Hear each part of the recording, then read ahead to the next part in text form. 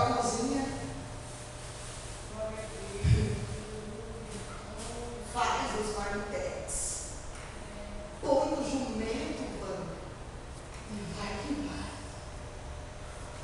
Ela pensou antes dele vir, eu já estou indo. As pessoas, ultimamente, estão esperando a desgraça acontecer primeiro para fazer alguma coisa. É a verdade. As pessoas estão esperando as coisas acontecer para depois dobrar o joelho. Depois que o negócio arrocha, Patrícia, depois que o negócio está estreito, aí eu vou dobrar o joelho para ver se aconteceu alguma coisa. Eu vim te dizer que Deus está falando para alguém aqui. Comece a dobrar o joelho hoje. Comece a fazer hoje. Comece a mostrar a sua diferença hoje.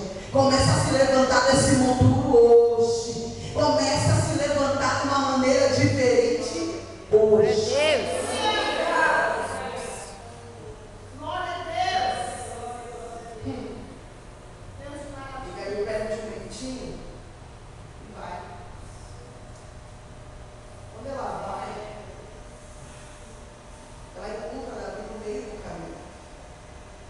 Nós vemos aqui que ela apressou-se e desceu do jumento, com cara na terra. Ela não falou nada. Primeiro, ela desceu depressa.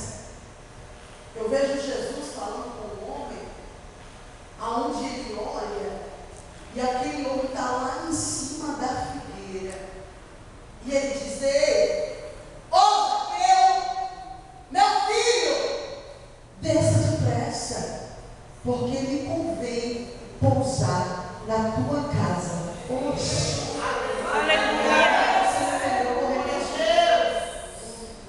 Deus me trouxe aqui neste lugar para falar para alguém. Eu estou entrando dentro do seu lar e colocando algumas coisas no seu devido. Porta, e eu estou acalmando algumas tempestades que estão acontecendo ali dentro, porque me convém pousar na tua casa hoje. Mas é necessário, Zaqueu, desça depressa, porque eu vou entrar dentro do teu lar.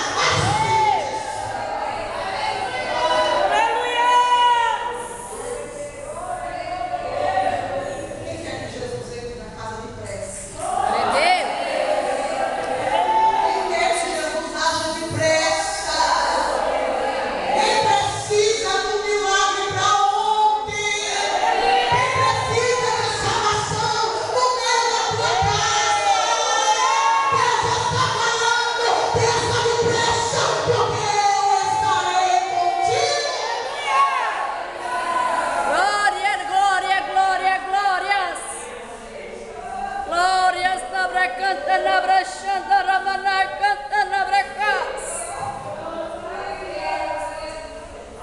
Repita comigo, mulher de joelhos. Mulher de joelhos. A prova não permanece. A prova não permanece. Escute. Não, escute vocês. Abigail, ela coloca o rosto em terra. E a primeira frase que ela fala para Davi, ela fala assim: ah, meu Senhor. Isso é um peso que você não tem noção. Todas as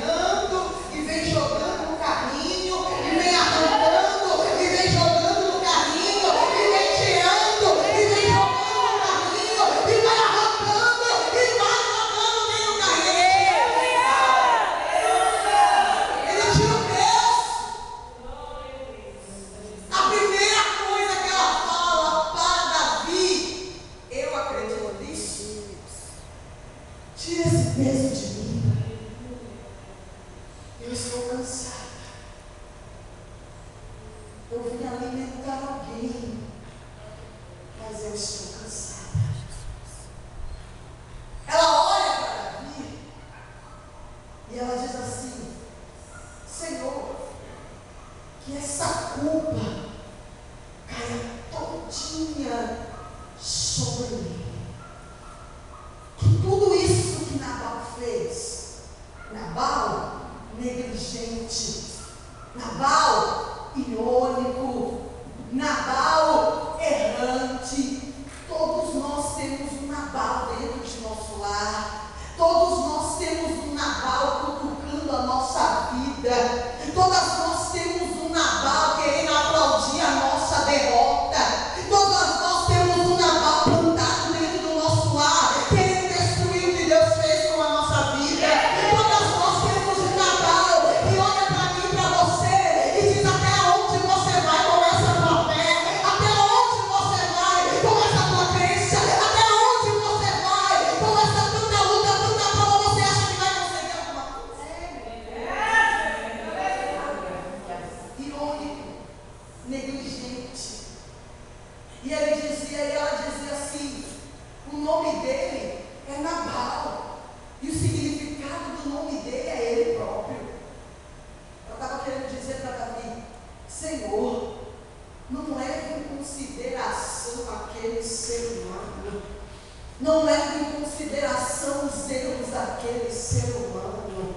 Eu vim dizer para você que você é intercessora, que você é alguém que pode falar com Jesus, para Jesus chegar até a tua casa e não fulminar aquele marido atribulado que você tem, que você tem poder na oração, de colocar diante do altar de Deus aquele filho teu rebeliado, que não quer saber de Jesus, que não quer saber de nada. Você tem o poder, e esse poder está no seu joelho. Quando você chega diante de Jesus e diz para ele: Senhor, não leve em consideração a vida daquele ser humano, porque ele não sabe o que ele faz. Meu Deus. Aleluia. Escute. Eu coloquei no tema dessa mensagem aonde Deus falou para mim. E esse tema fala assim: quem se levanta na hora certa firma aliança com o rei.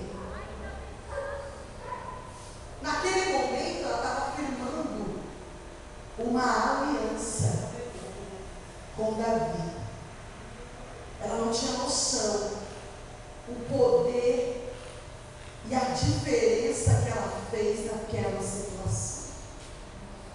Agora você vai olhar para essa irmã que está do lado, do seu lado direito, do seu lado esquerdo, e você vai dizer para ela: se levanta agora. Fale alto: se levanta agora, porque ainda tem tempo. Se levante agora, porque ainda tem tempo de você firmar uma aliança com o rei. Há tempo de firmarmos uma aliança com o rei. Há tempo de firmarmos uma aliança com o rei. Davi dá meia volta e ele se arrepende de pensar em matar a descendência de Abigail. Mas por quê? Porque essa mulher é uma mulher sábia. Essa mulher é uma mulher que tem sabedoria. E eu vou começar a pregar agora. Era só uma ilustração. A mulher sábia é aquela que aguenta todo tipo de dificuldade. Irmã, eu não aguenta. Porque se você não aguentasse, você não estaria olhando para mim agora.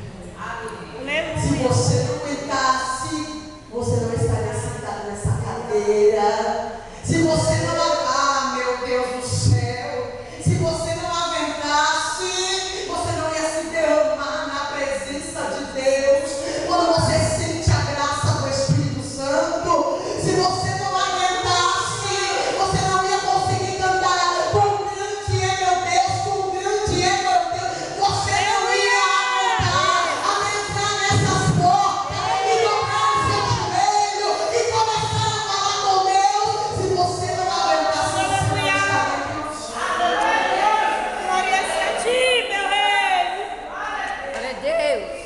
Irmão, suporta. Escute. Havia uma mulher chamada Axa, livro de Juízes, capítulo 1. E essa mulher chamada Axa era filha de Caleb. Já estou terminando. Ela era filha de Caleb. Caleb deu ela como esposa para Otiniel, porque Otiniel recebeu ela porque ele venceu uma guerra e ganhou a cidade chamada Kiriat-Zefé para ele. E ele prometeu que aquele que ganhasse Kiriat-Zefé na peleja, ele daria sua filha Axa como herança, como esposa, como mulher. Otiniel vence a guerra e vai lá, pega a Axa, aquela coisa toda cara, aquela coisa maravilhosa. Só que Caleb, ele dá de presente para Axa uma terra seca.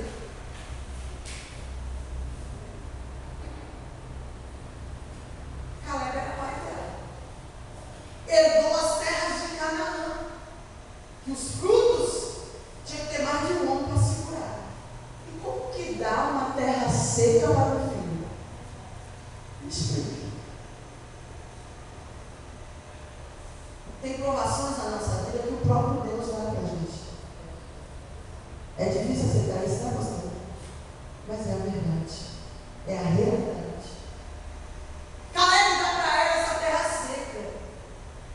E quando ela se dá conta, ela fala com o seu esposo no diálogo e diz assim: vai lá falar com o pai. Diga para ele que a terra é seca, que não produz. Faça alguma coisa. O homem, olha, dobrou, cruzou os braços, diz: eu vou não. Axa se levanta,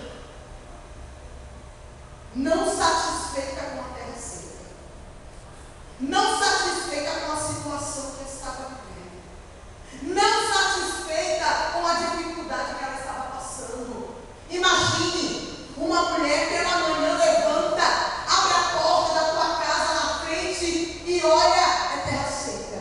Vai para o fundo, abre a porta do fundo, vai querer semear na terra, vai querer jogar uma semente, é terra seca, é terra rachada. Vai no poço para pegar água, quando chega lá, o poço está seco. Falta água. Eu acredito que em seu coração ela diz: chega. Para mim já deu. Ele quer viver assim, mas eu não quero. Ele quer ficar dessa maneira, mas eu não aceito. Ele quer ficar assim, mas eu não permito. Ele quer ficar assim, mas eu não quero.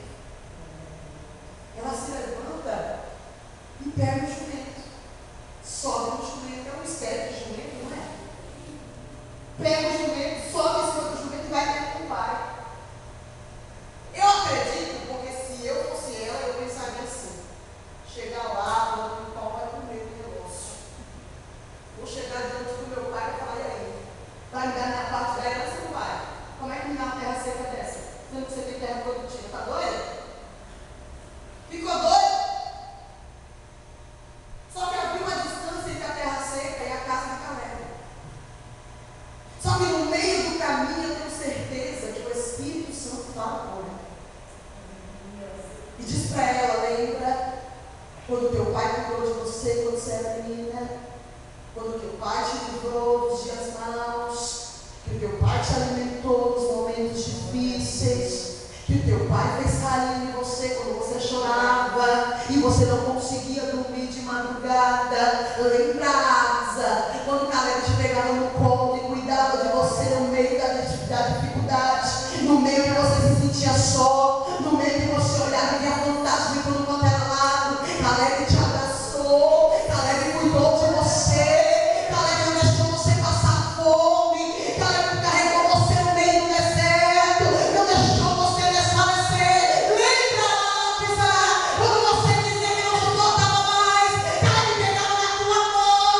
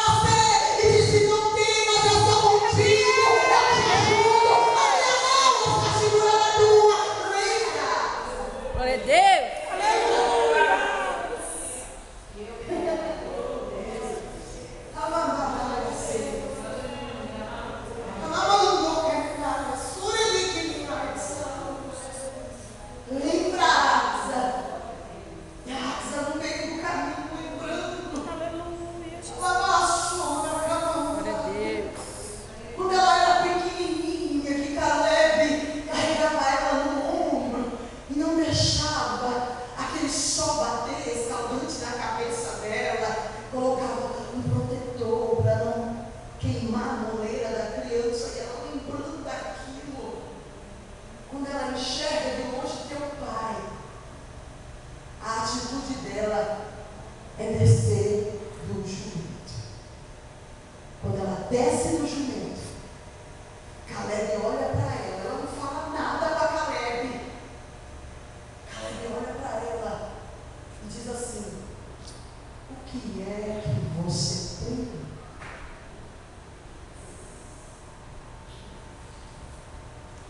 Feche os seus olhos.